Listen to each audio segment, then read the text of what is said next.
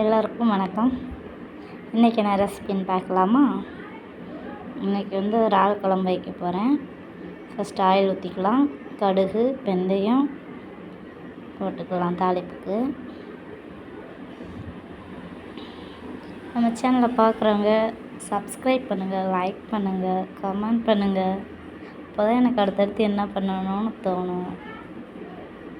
கடுகு, வெந்தயம் போட்டிருக்கேன்.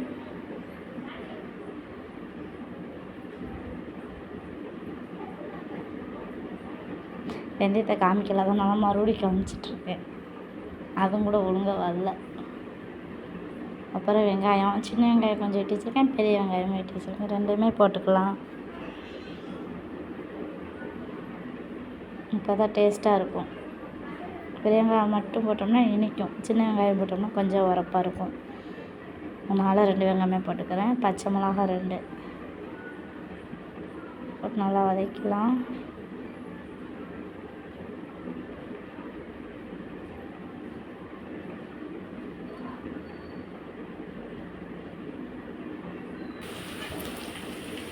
அதுக்கப்புறம் இஞ்சி பூண்டு பேஸ்ட் கொஞ்சம் போட்டுக்கலாம். போடையில் வீடியோ எடுக்க மறந்துட்டேன், அதான் மறுபடியும் காமிச்சிட்ருக்கேன், பார்த்துக்கோங்க. இஞ்சி பூண்டு பேஸ்ட் கொஞ்சமாக போட்டுக்கலாம்.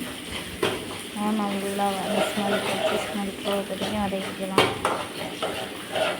இந்த பாப்பா வேறு அழுதுகிட்டே இருந்தால். அதுக்கப்புறம் தக்காளி நான் இது கொஞ்சம் போட்டுக்கிற போகிறேன். அப்புறம் கனவா இருக்குது, அதனால் அது கொஞ்சம் பொண்ணுங்கிறதுனால இதுக்கு கொஞ்சமாக போட்டுக்கிறேன் தக்காளி.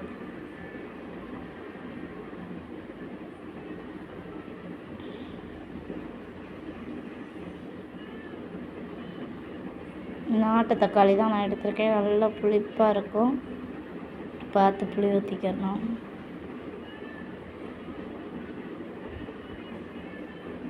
அதுக்கப்புறம் கத்திரிக்காய் வெட்டி வச்சுருக்கேன். இன்றைக்கி இறால் குழம்பு நான் கத்திரிக்காய் போட்டு தான் வைக்க போகிறேன். வேறு எந்த காய்கறினாச்சும் போட்டுக்கலாம், முருங்கைக்காய் போட்டுக்கலாம். ஆனால் நான் அன்றைக்கி கத்திரிக்காய் மட்டும்தான் போட போகிறேன். புளி அவ்வளோ பெரிய ஸ்பைஸ் புளி போட்டு ஊற வச்சுக்கலாம். எப்படி குழம்பு நல்லா தான் இருந்துச்சு. நாங்கள் சாப்பிட்டதுக்கப்புறம் தான் வீடியோ எடிட்டிங் பண்ணுவேன். நல்லா இருந்துச்சு. நீங்களும் ட்ரை பண்ணுங்கள்.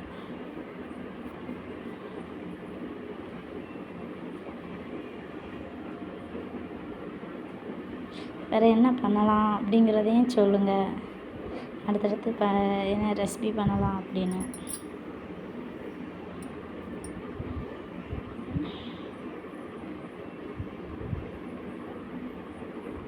இறாலை கழுவி தான் வச்சுருக்கேன். அதை அரிசி கழுவிட்டுருக்கேன் அந்த சைடு, அப்படியே ரைஸ் வந்துட்டு வேக வைக்கிறதுக்காண்டி.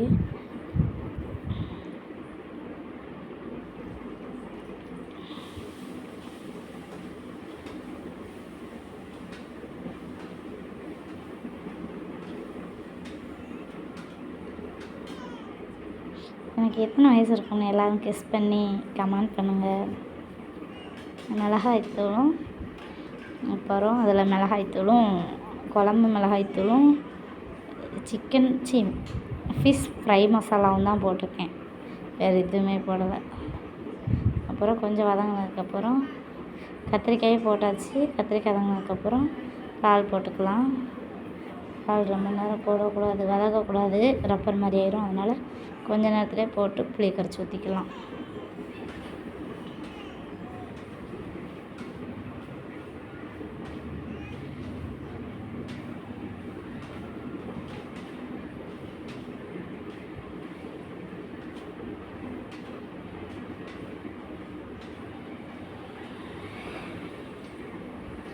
தண்ணி ஊற்றிக்கலாம்.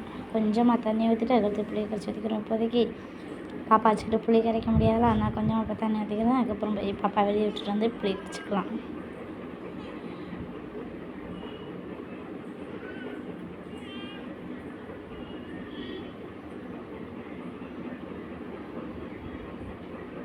புளி கரைச்சி